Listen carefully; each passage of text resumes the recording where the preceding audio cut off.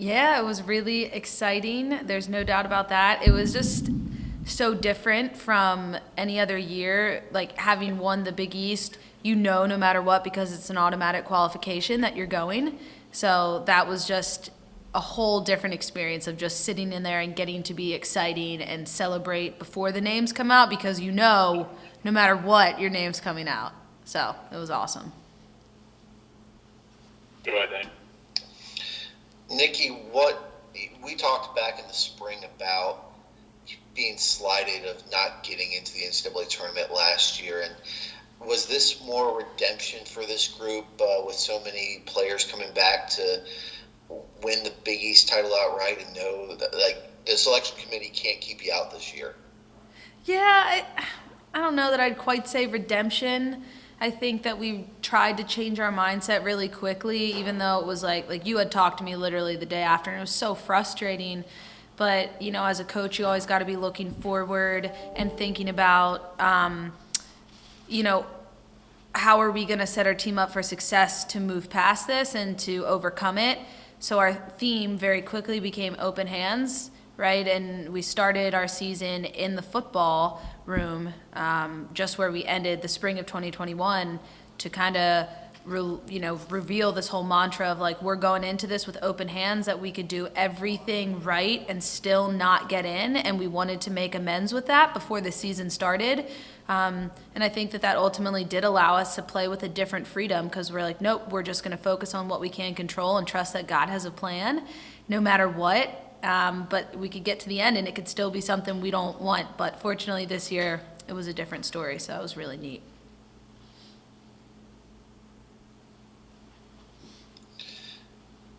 I guess I'll ask another one here. Jill Bolton, 5 years with the program, lots and lots of records. What has she meant, and do you feel like her coming back after playing in the spring for this, using the COVID year, has really helped this program? Oh my goodness, there's no doubt about that. Just that whole senior class, that super senior class, they're the cultural architects of Liberty Field Hockey. I think as good of a player as Jill is, and Kenny and all those gals are, what the big challenge moving, on to another season is going to be, where's the culture going to be at, and are the next generation of Loof players going to take the reins and continue to demand such high standards and have a culture of vulnerability. And that to me is, yes, Jill is a phenomenal field hockey player, but she's such an exceptional leader, and she embodies everything that I would want a Liberty Field Hockey player to embody, the skill part aside. So it's huge. I don't think we'd be here without her, no doubt. Yeah, Nikki. So I interviewed you last week, and you said that one of your goals was to make the NCAA tournament, which obviously you accomplished. What other accomplishments do you have for the rest of the season, even though with the season winding down? I think that if you're not coaching with the goal of winning a national championship, I would question, why are you coaching? I'm not, right? That kind of sounds arrogant. I don't mean it that way, but I want to be the best at whatever it is that I'm doing. And to be the best in this industry is to win a national championship. So that's what we're going after. We're not here to be average. We're not just here to win the Big East. As exciting as that was, that's a chapter in the story, or a chapter in the book of where we're ultimately trying to go. Whether that's a national championship is this year or in 5 years or in 2 years, or I don't know. But that's always going to be the goal in this program, is to win at the highest level. And I got one more question for you. Obviously, with y'all, being in your first NCAA tournament appearance, what are you most excited about? I think I'm most excited, in this moment, to just celebrate what's ultimately gotten us here, because it's really easy in the moment, once you've done it, to just be excited about the result. But it's so much more than the result. It's the years that we've been, sowing and sowing and sowing and not getting the results that we've wanted, to ultimately be in this position that now we're getting to reap. It's a season of reaping, and it's very different. So I think I'm just excited about that, and to see how the girls respond.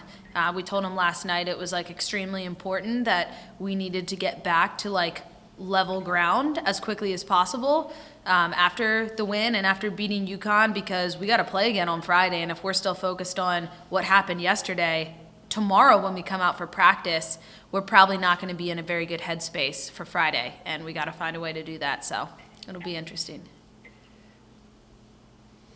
Nikki, you bring up a good point. Last time, well, we've spoken a couple of times this season, but we chatted with you after the win in Chapel Hill. And you told me, Alan, as good as that win was, you verbatim said the exact same thing. We got to get into a clean headspace and not build that win up too much and just stay level-headed. Is this a similar situation after the win over UConn on Sunday?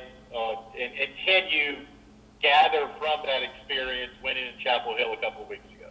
I think you're absolutely spot on. The big message even going into the UConn game on Sunday, because we had never, I wasn't a part of, even as an assistant, a Liberty field hockey team that's won a championship as a coach. Like, I've never won a championship in a tournament.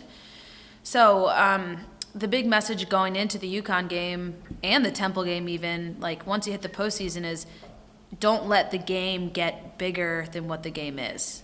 Like, if you make the game bigger than what it is, and, it's the postseason and we have to win, then you're not going to be in a headspace to ultimately be successful. You're not going to be playing free. You're going to be tense and tight and putting so much more pressure on yourself. But if you can convince yourself, the 6 inches between your ears, that the game's not going to change, I'm going to be out there with the same group of people, we've trained the same things over the course of the season, and, they've earned the right to be there. You got to trust your training at that point and go into it with open hands and give it everything that you have. So that was really a big message going into the Big East Championship weekend, and I think it has to remain the same. We can't make Friday's game bigger than what Friday's game is, even though it has different consequences. We just have to keep, preparing and putting ourselves in a position to stay, like kind of on that sacred and level ground.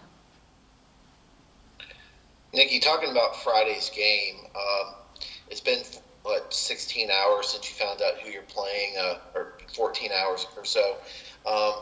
What do you know about St. Joseph's? I have a great deal of respect for their program. I think that they're built very similarly to Liberty Field Hockey, and from the standpoint of they're very relentless, very gritty. They pride themselves on being a very hardworking and blue-collar team, just like us. They got a really solid drag flicker. They don't tend to put up a bunch of goals every game. Their games are a lot closer and tighter, so it's a little bit different than playing a Northwestern, who has like one of the top 2 scoring averages in the country. But I know it's going to be a battle, that's for sure. And I'm actually really excited to see the matchup. Just yes, as a coach, but even as just a fan of the sport. Nikki, you look at your non-conference schedule. You allude to Northwestern. You also played Louisville, North Carolina, Duke. How do you feel that schedule plus the grueling grind of the Big East has set your team up for this NCAA tournament? Yeah, I actually think, you do the schedule a few years out, and some of the teams that were typically like top 5 teams, like a Duke, had a really off year this year, and we beat them handedly, which was what needed to happen because they weren't the Duke of the years of past.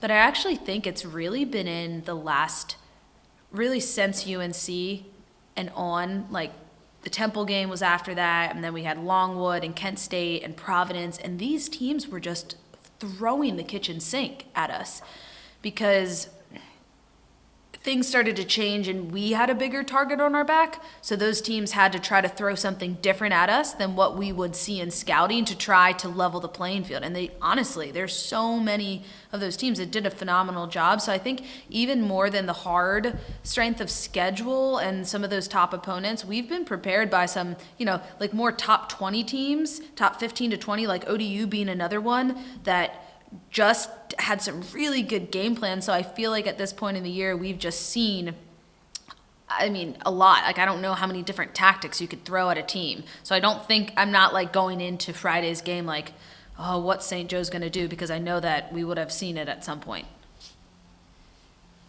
To bounce off of what Damian just said, how did your team prepare for a team like St. Joseph's, in which you guys haven't played them since 2013 and 2014?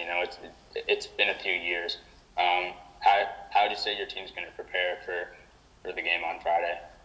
Yeah, I think it'll be very similar to how we prepare for all the games, to be quite honest.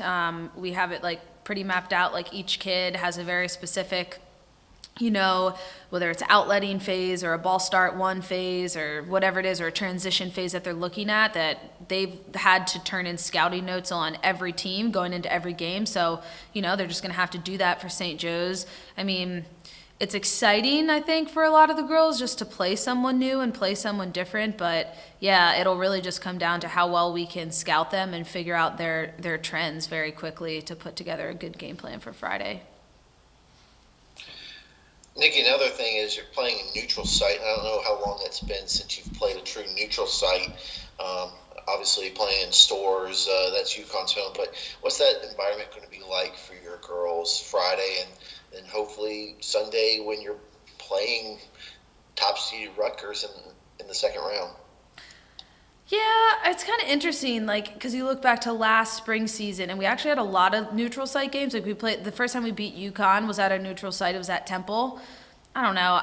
Maybe in other sports it's a bigger deal, but I don't really see it as something huge. Potentially different if you're playing Rutgers on Sunday, because they had like a record-breaking number of people at the the Big Ten championship, and so that might be a different energy. But I would suspect on Friday it's going to be, nothing crazy, I don't think, from that standpoint, even though it's at a neutral site. I actually think we'll have a lot of people there because it'll be super close to home for, all of our PA kids. Everyone's parents and families will be there.